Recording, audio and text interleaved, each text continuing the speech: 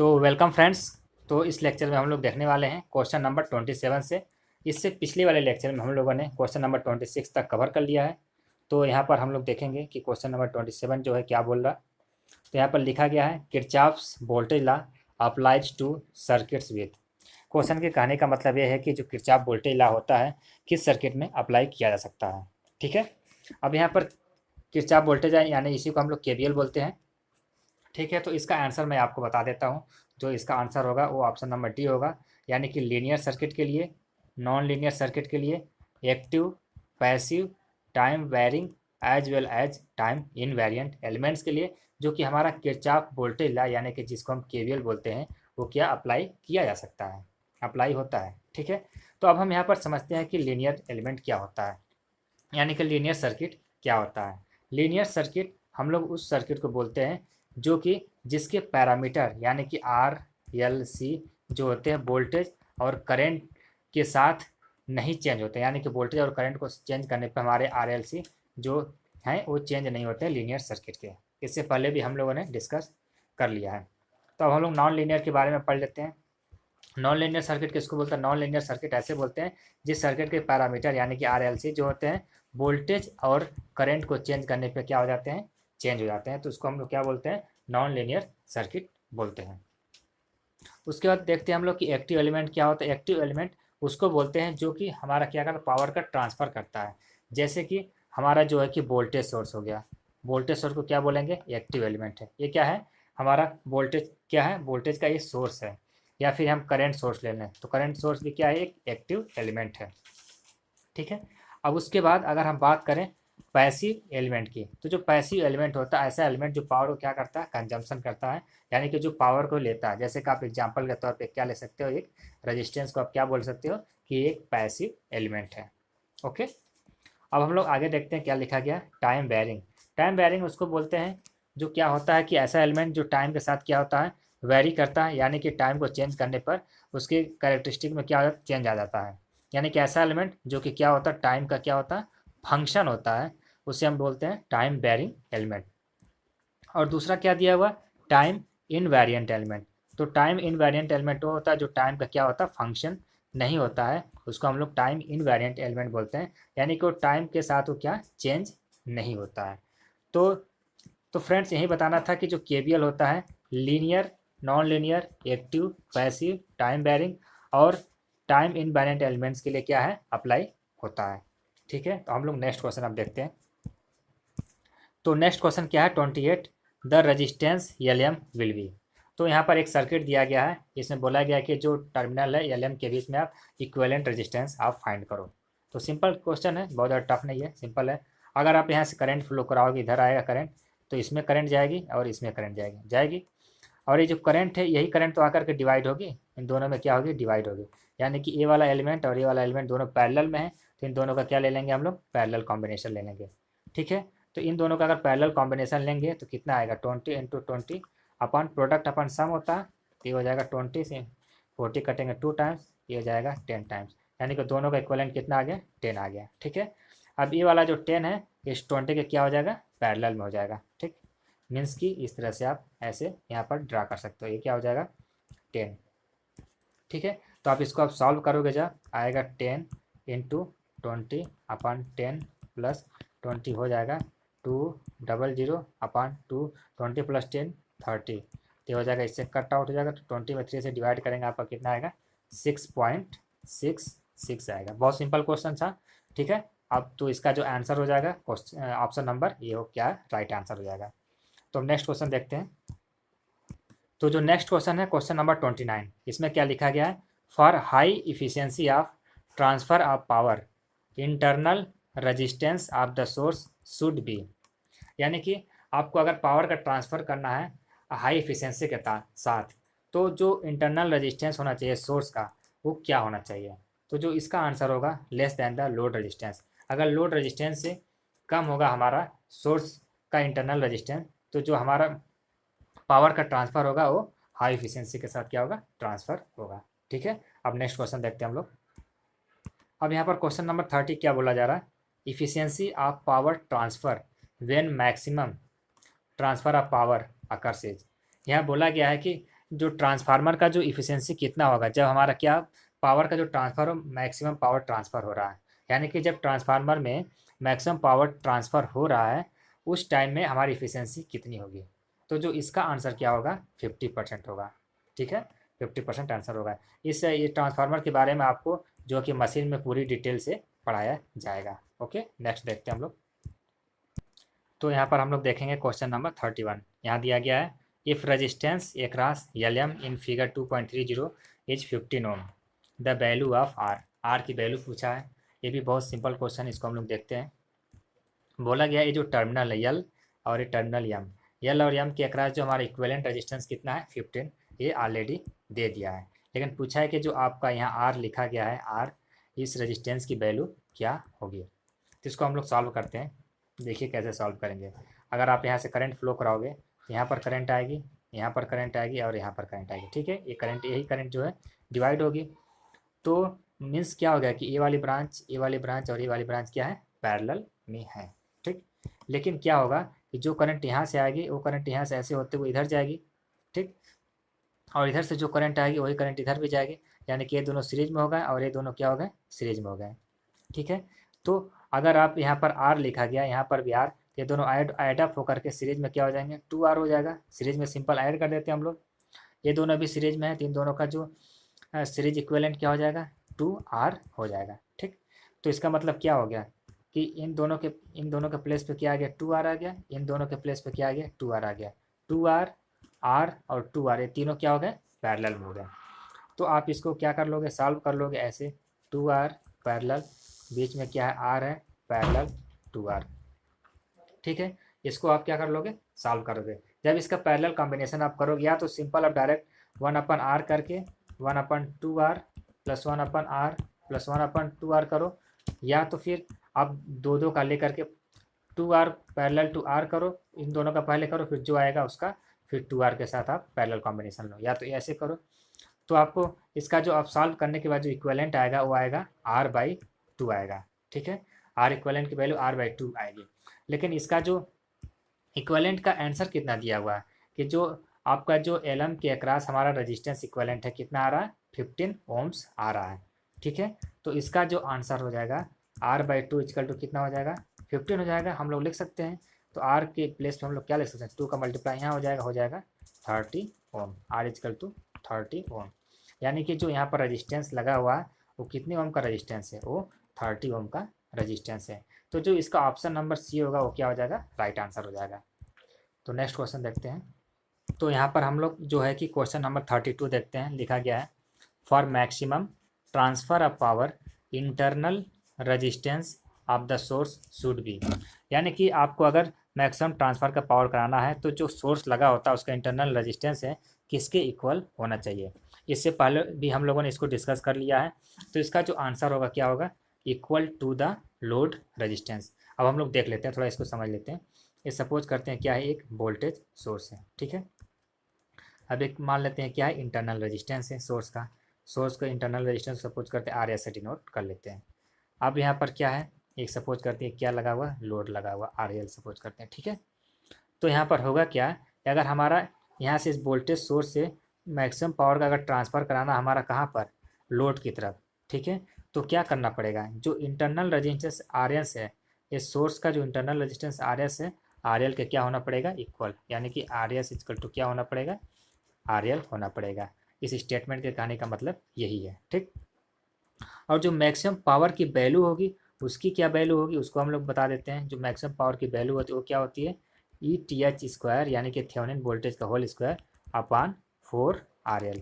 तो सर्किट जो दिया रहेगा उसमें आप क्या करोगे थेवेनिन वोल्टेज निकाल लोगे और लोड रेजिस्टेंस तो आपका दिया ही रहेगा, तो आप वहाँ से क्या निकाल सकते हो मैक्सिमम पावर की वैल्यू निकाल सकते हो। तो चलिए देखते हैं नेक्स्ट क्वेश्चन। अब यहाँ पर जो क्वेश्चन नंबर 33 पूछा गया है, लिखा गया है if the energy is supplied from a source, यानी कि एनर्जी क्या है सोर्स से सप्लाई की जा रही है हुज रेजिस्टेंस इज 1 ओम, यानी कि जो सोर्स है एनर्जी सप्लाई कर रहा उसका इंटरनल रेजिस्टेंस कितना है 1 ओम है। ठीक है, फिर दिया टू ए लोड ऑफ 100 ओम, यानी कि 1 ओम इंटरनल रेजिस्टेंस वाले सोर्स जो है कि 100 ओम लोड को क्या है एनर्जी सप्लाई कर रहा है। तो बोला गया है कि the source will be, source कैसा होगा, वोल्टेज सोर्स होगा या करंट सोर्स होगा या फिर दोनों होगा या फिर कोई नहीं होगा। ठीक है, अगर आप यहाँ देखें तो अगर आप यहाँ गौर से देखें तो यहाँ 100 ओम लिखा गया, यानी कि लोड रेजिस्टेंस की वैल्यू कितनी है, 100 दिया गया। ठीक, अब यहाँ लिखा गया 1 ओम, हुज रेजिस्टेंस इज 1 ओम, किसका रेजिस्टेंस है, सोर्स का रेजिस्टेंस है। ठीक है, यानी कि सोर्स का इंटरनल रेजिस्टेंस कितना दिया गया है, 1 ओम दिया गया है। ठीक, अब अगर आप 1 को कंपेयर करें 100 के कंपेरिजन में तो कितना है, बहुत लो है, यानी कि इंटरनल रेजिस्टेंस इसका क्या है, बहुत कम है। तो ये कैसा सोर्स होगा, तो जो इस सोर्स का नाम होगा क्या होगा, वोल्टेज सोर्स होगा। ठीक है, यानी कि जो 33 का आंसर ये क्या हो जाएगा, राइट हो जाएगा, यानी कि वोल्टेज सोर्स होगा। जो इस सोर्स है सप्लाई कर रहा है एनर्जी का, वो कौन सा सोर्स होगा, वोल्टेज सोर्स होगा। नेक्स्ट क्वेश्चन देखते हैं हम लोग। क्वेश्चन नंबर हम लोग 34 देखते हैं। यहाँ क्या दिया हुआ, लिखा गया the circuit whose properties are same in either direction is known as. ठीक है, अब बोला गया है कि कौन सी सर्किट ऐसी है जिसकी जो प्रॉपर्टी होती है सेम होती है, चाहे करंट की डायरेक्शन कोई भी हो, तो उसको हम लोग बोलते हैं बाईलेटरल सर्किट। बाईलेटरल सर्किट में क्या होता है कि आप करंट की डायरेक्शन को अगर चेंज करते हो तो सर्किट के प्रॉपर्टी में चेंज नहीं आता। जैसे कि आपका क्या, एक एग्जांपल ले लेते हैं हम लोग, क्या है, एक ट्रांसमिशन लाइन क्या है, ट्रांसमिशन लाइन क्या है, एक बाईलेटरल क्या है, सर्किट है। इसमें आप करंट को आप किधर से भी फ्लो कराओ लेकिन सर्किट की कैरेक्टरिस्टिक यानी कि प्रॉपर्टीज में कोई चेंज नहीं होगा। ठीक है, तो बाईलेटरल सर्किट उसको बोलते हैं। 34 का ऑप्शन नंबर बी राइट होगा। नेक्स्ट क्वेश्चन देखते हैं। तो क्वेश्चन नंबर 35 क्या दिया गया है, in a series parallel circuit any two resistances in the same current path must be. जैसा कि मैंने पहले भी बता दिया है, मान लेते हैं दो रजिस्टेंस हैं। ठीक है, दो रजिस्टेंस है, दोनों में क्या सेम करंट फ्लो हो रही है। मान लेते हैं ये R1 है, इसमें क्या है R2 है। मान लेते हैं इसमें भी आई फ्लो हो रही है, इसमें भी आई फ्लो हो रही है। जब दोनों में सेम करंट कब फ्लो होगा, जब दोनों रजिस्टेंस किस में होंगे, सीरीज में होंगे। सिंपल बात है। तो जो 35 का आंसर ये क्या हो जाएगा, वो राइट हो जाएगा। और पैरेलल के केस में क्या होता है, पैरेलल के केस में क्या होता है कि दोनों में अगर रजिस्टेंसेज डिफरेंट हैं तो दोनों में क्या है, डिफरेंट डिफरेंट करंट क्या होगी, फ्लो होगी। जैसे कि R1 R2 पैरेलल में है, इसमें जो करंट होगा इसमें I1 हो जाएगी, इसमें क्या हो जाएगा, I2 हो जाएगा। मतलब पैरेलल में करंट क्या हो जाती है, डिवाइड हो जाती है, और सीरीज में करंट जो होती है सेम फ्लो होती है। ओके, अब नेक्स्ट क्वेश्चन देखते हैं हम लोग। तो यहाँ पर क्वेश्चन नंबर 36 क्या बोल रहा है, बोला गया है in the given circuit the Kirchhoff's current law at the point L is applied. यानी कि जो पॉइंट यल यहाँ पर दिया गया है उस पर हमें क्या अप्लाई करना है, किरचॉफ करंट लॉ, जिसी को हम लोग क्या बोलते हैं, KCL बोलते हैं। किरचॉफ करंट लॉ अप्लाई किया जाता है पॉइंट यल पे। ठीक, बोला गया which of the following relation is correct. तो इसमें आपको ऑप्शन में सेलेक्ट करना है कि कौन सा जो रिलेशन है वो करेक्ट है। तो इसको हम लोग देखते हैं। अगर आप पॉइंट यल पे क्या लगाते हो, KCL लगाते हो, KCL लगाते हो। KCL हम लोग क्या जानते हैं, किसी भी जंक्शन पे, ठीक, किसी भी जंक्शन पे जितने भी इनकमिंग करंट का सम होता है वो आउटगोइंग करंट के सम के क्या होता है, इक्वल होता है। ठीक है, किसी भी पॉइंट पे जितनी भी करंट आती हैं वो जाने वाली करंट के सम के क्या होती है, इक्वल होती है। तो इसी तरह हम लोग देख लेते हैं। अब इस पॉइंट पे कौन सी करंट आ रही है, I1 करंट आ रही है, ये वाली करंट आ रही है। और इस पॉइंट से कौन कौन सी करंट जा रही है, I2 जा रही है और I3 जा रही है। तो I1 इजकल टू किसके हो जाएगा, incoming current equal to outgoing current. Outgoing कौन कौन है, I2 और I3। तो I2 प्लस I3।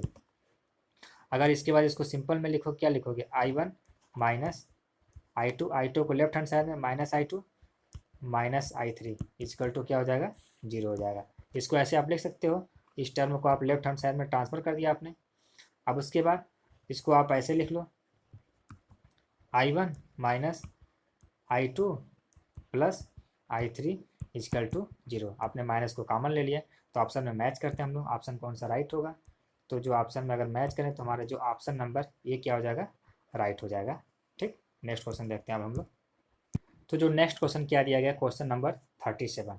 इसमें दिया गया है if A circuit does not contain any source of energy और EMF इज नोन एज। पहले तो हम लोग ये जानते हैं कि अगर कोई सर्किट है उसमें क्या है, कोई सोर्स लगा हुआ है एनर्जी का या फिर EMF का, यानी कि वोल्टेज सोर्स है, EMF यानी कि वोल्टेज सोर्स है। ठीक है, तो उस सर्किट को क्या बोलेंगे हम लोग, उस सर्किट को बोलते हैं हम लोग एक्टिव सर्किट या फिर एक्टिव एलिमेंट बोलते हैं। ठीक, लेकिन अगर वहाँ पर कोई भी EMF का सोर्स या फिर एनर्जी का सोर्स नहीं है तो उस जो सर्किट को हम लोग क्या कौन सा बोलेंगे, उस सर्किट को बोलेंगे हम लोग पैसिव नेटवर्क, यानी कि पैसिव सर्किट बोलेंगे।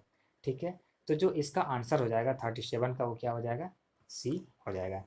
क्योंकि यहाँ पर कोई ईएमएफ का सोर्स नहीं है, कोई एनर्जी का ट्रांसफर करने वाला यहाँ पर कोई भी ऐसा सोर्स नहीं है, इस वजह से हम लोग इसको क्या बोल देंगे, पैसिव नेटवर्क है। यानी कि जो भी यहाँ पर एलिमेंट लगा होगा वो सिर्फ क्या करेगा, पावर को कंजम्पशन करेगा, पावर को कंज्यूम करेगा। ठीक है, तो नेक्स्ट क्वेश्चन देखते हैं हम लोग। तो जो नेक्स्ट क्वेश्चन है क्वेश्चन नंबर 38, यहाँ पर क्या दिया गया है, the resistance between point A and B. तो क्वेश्चन को देख लेते हैं क्या दिया गया है।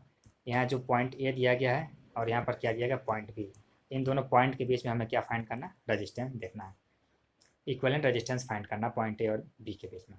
तो यहाँ पर अगर सर्किट को आप ध्यान से देखोगे तो ये वाली जो सर्किट है, ये वाली जो सर्किट मैं इसको घेर रहा हूँ, ये जो सर्किट है कैसा दिख रहा है, अगर आप ध्यान से देखोगे तो एक व्हीटस्टोन ब्रिज की तरह आपका दिख रहा है। ठीक है, बैलेंस व्हीटस्टोन ब्रिज की तरह दिख रहा है। इसको हम सिंप्लीफाई करके बताते हैं आपको। अब इस वाले जो मैंने घेरा था उसको मैं सिंपल सर्किट बना के दिखाता हूँ आपको, इस तरह से देखिए। ठीक, इस तरह से ये सर्किट बनेगा कुछ इस तरह से, 8 हो जाएगा, ये भी 8 हो जाएगा, ये भी 8 हो जाएगा, ये भी 8 हो जाएगा और ये भी 8 हो जाएगा। ठीक, अगर आप इसका मल्टीप्लाई इसमें करोगे तो 8 8 जा 64, यानी कि 64 आएगा। इसका मल्टीप्लाई इसमें आप करोगे 8 8 जा कितना हो जाएगा, 64। ठीक है, दोनों अपोजिट आर्म का अगर आप मल्टीप्लाई कर रहे हो तो दोनों का सेम आ रहा है। ठीक है, यानी कि इस जो ब्रांच में कोई करंट नहीं फ्लो होगी, यानी कि इसको हम लोग क्या कर सकते हैं, इसको रिमूव कर सकते हैं, इस वाले 8 ओम को हम लोग क्या कर देंगे, रिमूव कर देंगे। ठीक है, तो यानी कि अगर हम इस 8 ओम को रिमूव करेंगे तो क्या हो जाएगा, सर्किट किस तरह का हो जाएगा, इस तरह का हो जाएगा सर्किट, सर्किट इस तरह का हो जाएगा। ठीक है, तो यानी कि ए 8 और ए वाला 8, ए 8 और ए 8, ये दोनों क्या हो जाएंगे, सीरीज में हो जाएंगे, और ये भी दोनों क्या हो जाएंगे, सीरीज में हो जाएंगे। तो 8 8 क्या हो गया 16 और 8 8 क्या हो गया 16।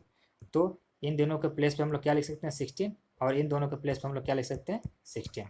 ठीक, लेकिन अब ये वाला जो 16 आया है और ये जो 16 आया, ये दोनों किस में हो गए, पैरेलल में हो गए। ठीक है, तो अब इन दोनों का हम लोग क्या निकाल लेंगे, पैरेलल कॉम्बिनेशन निकाल लेंगे। तो क्या हो जाएगा 16 into 16 divided by, product by sum होता है तो 16 प्लस 16 क्या हो जाएगा 32। तो 16 से 32 आपको 2 बार में कटेगा, फिर 2 से 16 किया 8 बार में। ठीक, तो कितना आ गया इक्विवेलेंट, 8 आ गया, यानी कि 8 आ गया, यानी कि इतने का जो इक्विवेलेंट कितना आया है 8 आ गया है। अब ये वाला जो 8 ओम का रजिस्टेंस है क्या है, इस वाले 8 ओम का क्या है, पैरेलल में है।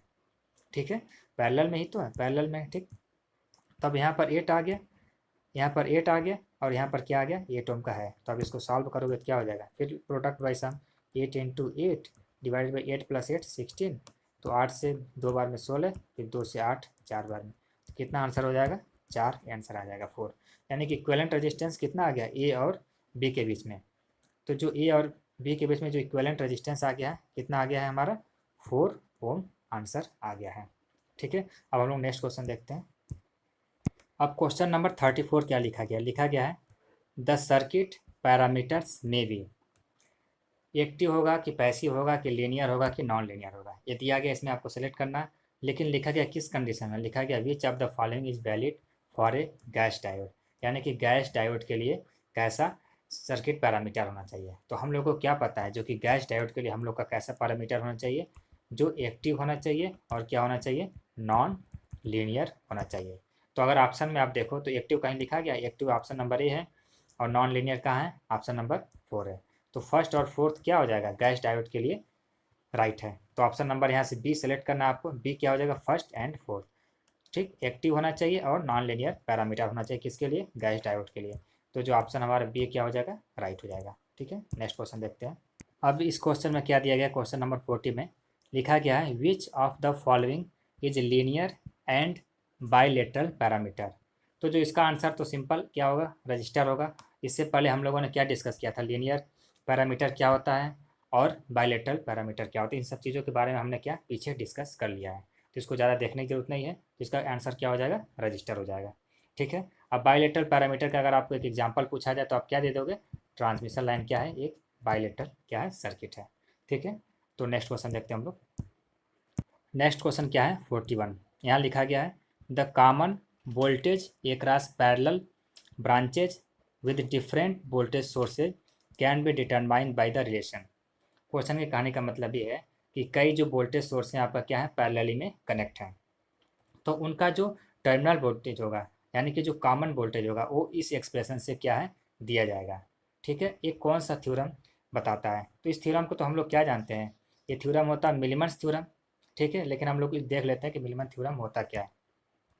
एक्चुअली में होता क्या है कि मान लेते हैं बहुत सारे जो है कि वोल्टेज सोर्स है, सपोज करते हैं वोल्टेज सोर्स लगे हुए हैं। हम लोग एक एग्जाम्पल ले लेते हैं। ठीक है, 3 वोल्टेज सोर्स हम लोग ले लेते हैं। ठीक, यहाँ से वोल्टेज सोर्स हमने ले लिया है और यहाँ पर टर्मिनल यम यन। अब ये रेजिस्टेंस R1 है, ये क्या है R2 है, ये क्या है R3 है, ये क्या है E1 है, ये क्या है E2 है, ये क्या है E3 है। ठीक, अब हमसे पूछा क्या जा रहा है, ये जो एम एन है यही कॉमन वोल्टेज यही पूछा जा रहा है, यानी कि वी एम एन की वैल्यू हमसे पूछी जा रही है। तो इसका जो आंसर क्या हो जाएगा हमारा, तो जो इसका कॉमन वोल्टेज का आंसर हो जाएगा, आप लिखोगे जब, तो जब न्यूमरेटर में लिखोगे तो E1/R1 लिखोगे प्लस E2/R2 लिखोगे प्लस E3 अपन R3 लिखोगे का डिवाइडेड बाय जो रजिस्टेंसेस कनेक्टेड हैं, रजिस्टेंस किस में कनेक्टेड है, पैरेलल में कनेक्टेड है, तो इसका क्या ले लोगे आप, पैरेलल कॉम्बिनेशन ले लोगे।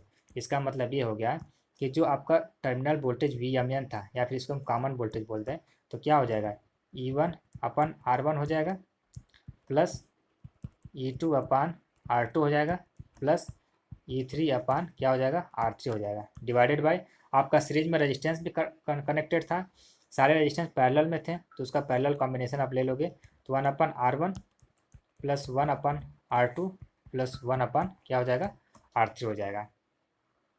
तो ये हो जाएगा हमारा कॉमन वोल्टेज। ये क्या होता है, मिलीमन्स थ्योरम होता है। ठीक है, और मिलीमन्स थ्योरम होता क्या है, ये बेसिकली क्या होता है, थेवेनिन थ्योरम और नॉर्टन थ्योरम का दोनों का कॉम्बिनेशन होता है। ठीक है, क्या होता है, जैसे मान लेते हैं कि कई सारे जो हैं वोल्टेज सोर्सेज क्या है, पैरेलल में कनेक्ट हैं, तो उनको क्या करता है, सिंगल वोल्टेज सोर्स में कन्वर्ट कर देता है।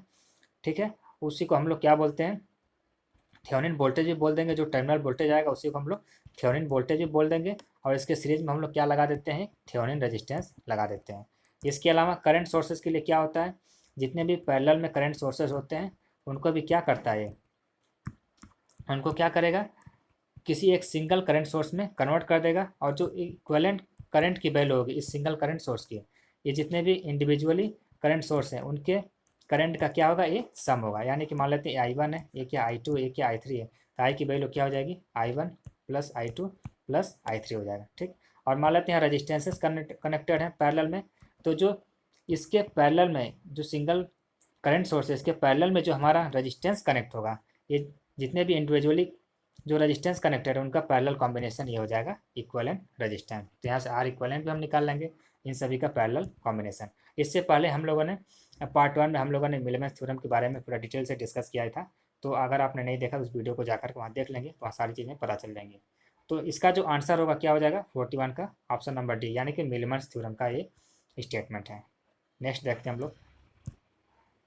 तो जो नेक्स्ट क्वेश्चन दिया गया इसमें क्या दिया है, for the circuit shown in figure 2.33 the current through R2 will be, यानी कि जो ये एलिमेंट दिया गया है R2 रेजिस्टेंस, इसके एकरास हमारा जो है करंट की वैल्यू क्या होगी, इसे हमें फाइंड करनी है। तो इसको हमें यहाँ पर करंट की वैल्यू फाइंड करने के लिए सबसे पहले तो हमें फाइंड करना पड़ेगा कि जो वोल्टेज सोर्स है यहाँ से करंट कितनी फ्लो हो रही है। ठीक, अगर ये वाली करंट हमें पता चल जाए तो हमें ये भी पता चल जाएगा कि इस वाले ब्रांच में और इस वाले ब्रांच में कितनी करंट की वैल्यू आएगी। तो हमें पहले इक्विवेलेंट करंट की वैल्यू फाइंड करनी पड़ेगी, लेकिन उससे पहले हम लोग को इक्विवेलेंट रेजिस्टेंस फाइंड करना पड़ेगा, तब हम लोग करंट की वैल्यू इक्विवेलेंट निकाल सकते हैं। तो इक्विवेलेंट रेजिस्टेंस निकालने के लिए क्या होगा, ये वाला जो रेजिस्टेंस है और ये वाला रेजिस्टेंस पैरेलली में कनेक्टेड है।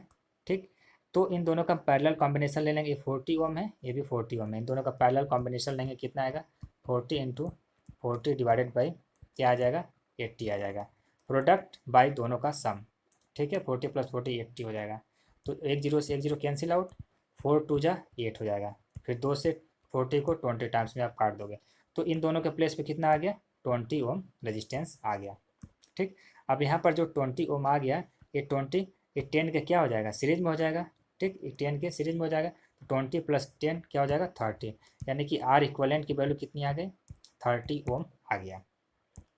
अब हमें करंट की वैल्यू फाइंड करनी है, तो I इक्विवेलेंट की वैल्यू क्या हो जाएगी, I इक्विवेलेंट की वैल्यू आपकी हो जाएगी V/R इक्विवेलेंट। तो V का वैल्यू दिया है 150, तो V के प्लेस 150 रख देंगे हम लोग। R इक्वलेंट कितना आया था, R इक्वलेंट की वैल्यू हमने डिफाइंड किया था अभी, कितना आया था 30 आया था, तो यहाँ पर हम लोग 30 लिख देंगे। तो एक जीरो से एक जीरो कैंसिल आउट, 3 से 15 5 टाइम्स में कैंसिल हो जाएगा।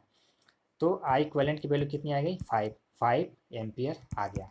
यानी कि हमारा जो इस सोर्स है 150 वोल्ट का, यहाँ से कितने एम्पियर की करंट फ्लो हो रही है, 5 एम्पियर की करंट फ्लो हो रही है। तो 100 ओम में, सॉरी 10 ओम है, 10 ओम में कितने एम्पियर करंट फ्लो होगा 5 ओम। लेकिन जब ये करंट इधर आएगा तो यहाँ से क्या हो जाएगा, डिवाइड हो जाएगा, इस ब्रांच में जाएगा करंट और इस ब्रांच में भी करंट जाएगा। लेकिन अगर आप यहाँ पर देखेंगे तो ये वाला जो रजिस्टेंस है 40 ओम का है और ये वाला जो रजिस्टेंस है 40 ओम का है। दोनों का रजिस्टेंस क्या है, सेम है, दोनों का रजिस्टेंस क्या है, इक्वल है। तो करंट भी दोनों में क्या जाएगा, इक्वल डिवाइड हो जाएगा। ये दोनों पैरेलल में कनेक्ट है, इसलिए करंट यहाँ से जो आएगा 5 एम्पियर का, वो इन दोनों में क्या हो जाएगा, डिवाइड हो जाएगा।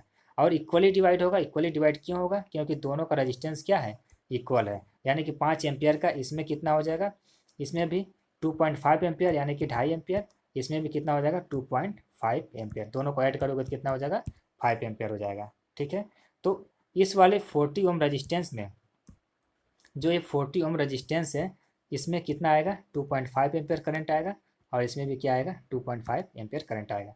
तो जो ऑप्शन नंबर ए क्या हो जाएगा, राइट हो जाएगा। नेक्स्ट क्वेश्चन देखते हैं हम लोग। तो नेक्स्ट क्वेश्चन क्या दिया गया है, दिया गया है the circuit has resistors, capacitors and semiconductor diode. यानी कि कोई सर्किट है जिसमें कि आपका रजिस्टर भी है, कैपेसिटर भी है और उसमें क्या डायोड भी लगा हुआ है। तो पूछा है क्या है कि, तो the circuit will be known as, circuit को हम लोग क्या बोलेंगे, तो सर्किट को क्या बोलेंगे हम लोग, नॉन लीनियर सर्किट बोलेंगे। तो हम लोगों ने पहले डिस्कस कर लिया है कि नॉन लीनियर सर्किट क्या होता है। तो अगर आप नहीं देखा है तो जाकर के पीछे देख सकते हैं। तो चलिए नेक्स्ट क्वेश्चन देखते हैं हम लोग। तो नेक्स्ट क्वेश्चन क्या है 44, लिखा गया यहाँ पर a non linear network does not satisfy. यानी कि जो नॉन लीनियर नेटवर्क है किसको सेटिस्फाई नहीं करता है। तो यहाँ पर देखना आपको, यहाँ पर नॉन लीनियर नेटवर्क है। तो जो नॉन लीनियर नेटवर्क होता है वो क्या होता है कि आपका सुपरपोजिशन कंडीशन को भी नहीं सेटिस्फाई करता है और होमोजेनिटी कंडीशन को भी सेटिस्फाई नहीं करता है। तो ऑप्शन में अगर हम देखें तो यहाँ पर लिखा गया सुपरपोजिशन कंडीशन और होमोजेनिटी कंडीशन। तो जो non linear network both homogeneity as well as superposition condition को क्या करता है, does not satisfy. Next question देखते हैं हम लोग। नेक्स्ट क्वेश्चन क्या है 45, an ideal voltage source has. अगर वोल्टेज सोर्स है, सपोज करते हैं क्या है, वोल्टेज सोर्स है, कोई भी नॉर्मली वोल्टेज सोर्स ले लेते हैं अगर हम, ठीक है, ये वोल्टेज सोर्स ले लिया हमने एम एन, ठीक, सपोज करते हैं, ठीक, ये वोल्टेज सोर्स है, मान लेते हैं एम एफ ही है इसका, ठीक। तो इसका कुछ ना कुछ इंटरनल रेजिस्टेंस होगा। अगर ये क्या होगा, प्रैक्टिकल वोल्टेज सोर्स होगा, अगर ये प्रैक्टिकल वोल्टेज सोर्स होगा तो कुछ ना कुछ इसका इंटरनल रेजिस्टेंस होगा। लेकिन अगर यही वोल्टेज सोर्स क्या है, आइडियल वोल्टेज सोर्स है, तो आइडियल वोल्टेज सोर्स के केस में क्या होगा कि आर एस यानी कि सोर्स रेजिस्टेंस की वैल्यू क्या होगी, जीरो होगी। यानी कि आइडियल वोल्टेज सोर्स का जो इंटरनल रेजिस्टेंस की वैल्यू क्या होती है, जीरो होती है। तो जो 45 का जो आंसर ये हो जाएगा वो राइट हो जाएगा, जीरो इंटरनल रेजिस्टेंस। किस केस में, आइडियल वोल्टेज सोर्स के केस में होता है ऐसा। नेक्स्ट क्वेश्चन क्या है, a network which contents one or more than one source of EMF is known as. तो एक नेटवर्क दिया गया, सपोज करते हैं कोई एक नेटवर्क है, एक बना देता हूँ मैं एक सर्किट, ठीक है, सपोज करते हैं ये एक नेटवर्क है, ठीक है।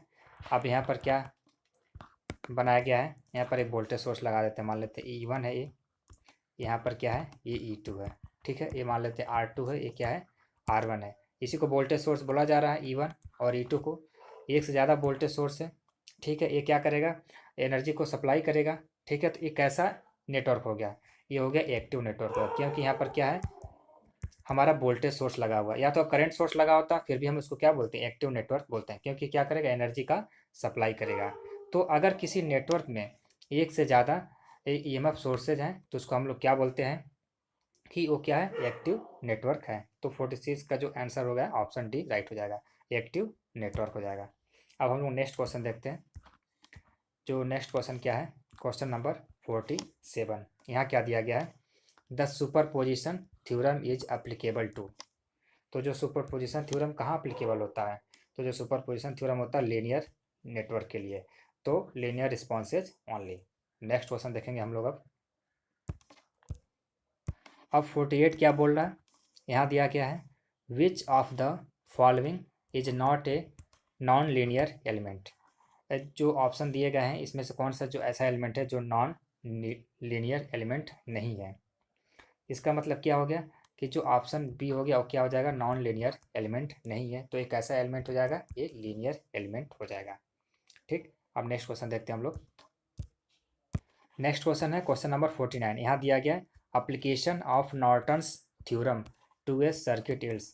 यानी यहाँ दिया गया है कि अगर नॉर्टन थ्योरम होता है तो हम लोग उससे क्या इक्विवेलेंट फाइंड करते हैं। जैसे कि थेवेनिन थ्योरम होता है, थेवेनिन में हम लोग क्या करते हैं, थेवेनिन वोल्टेज फाइंड करते हैं, ठीक, और उसके सीरीज में हम लोग क्या लगाते हैं, थेवेनिन रेजिस्टेंस निकालते हैं। इसी तरह नॉर्टन के केस में क्या होता है, नॉर्टन क्या करता है, करंट सोर्स में कन्वर्ट करता है और इक्विवेलेंट क्या होता है, हमारा एक इक्विवेलेंट रेजिस्टेंस में कन्वर्ट करता है। तो इसका जो आंसर क्या हो जाएगा हमारा 49 का, हो जाए आंसर बी हो जाएगा, यानी कि equivalent current source and impedance in parallel. या तो एसी केस में इम्पिडेंस हो जाएगा और डीसी केस में क्या हो जाएगा, रेजिस्टेंस हो जाएगा। तो ऑप्शन बी क्या हो जाएगा, राइट हो जाएगा नॉर्टन थ्योरम के केस में। अब हम लोग नेक्स्ट क्वेश्चन देखते हैं। नेक्स्ट क्वेश्चन क्या दिया गया, क्वेश्चन नंबर 50 लिखा गया मिलमन्स थ्योरम यील्ड्स। यानी कि मिलमन्स थ्योरम क्या बताता है। तो मिलमन्स थ्योरम हम लोगों ने काफ़ी बार 2-3 बार डिस्कस कर लिया पीछे कि क्या होता है, इसमें जितने भी पैरेलल वोल्टेज सोर्सेज होते हैं उसको सिंगल वोल्टेज सोर्स में और उसके इक्विवेलेंट सीरीज रेजिस्टेंस में कन्वर्ट करता है, और करंट सोर्स को सिंगल करंट सोर्स में और उसके इक्विवेलेंट पैरेलल इक्विवेलेंट रेजिस्टेंस में कन्वर्ट करता है। तो किसको किसको कन्वर्ट करेगा, हमारा वोल्टेज सोर्स को भी कन्वर्ट करता है सिंगल वोल्टेज सोर्स में, और पैरेलल में अगर कई करंट सोर्स कन्वर्ट लगे हैं तो उनको भी सिंगल करंट सोर्स में क्या करता है, एक कन्वर्ट करता है मिलमन्स थ्योरम। तो उम्मीद है आपको चीज़ें समझ में आएंगी। तो इससे आगे के जितने भी क्वेश्चन हैं हम लोग नेक्स्ट पार्ट में देखेंगे। ठीक है, तो बाय।